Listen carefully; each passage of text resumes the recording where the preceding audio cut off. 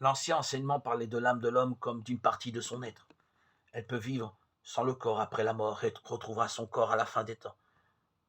Cette croyance s'appuie sur l'expérience de l'esprit, quand on est capable de sacrifice, quand on prend goût au recueillement, quand on a l'intuition d'approcher du mystère des êtres par l'amour et le respect, quand la vieillesse et l'affaiblissement physique font moins peur. C'est parce qu'on a l'impression de grandir intérieurement, d'être plus vivant au-dedans. Tout cela dit que quelque chose de l'homme dépasse la matière et le temps. Mais la mentalité moderne répugne à diviser l'homme en esprit et corps. On aime mieux dire que l'homme est à la fois esprit et corps, conscience et matière.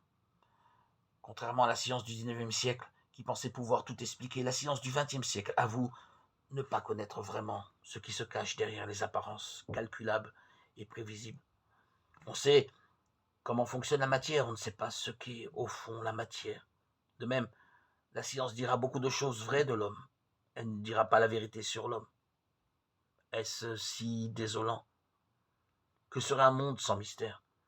Ce serait un monde sans poésie, sans art, sans foi, sans attente.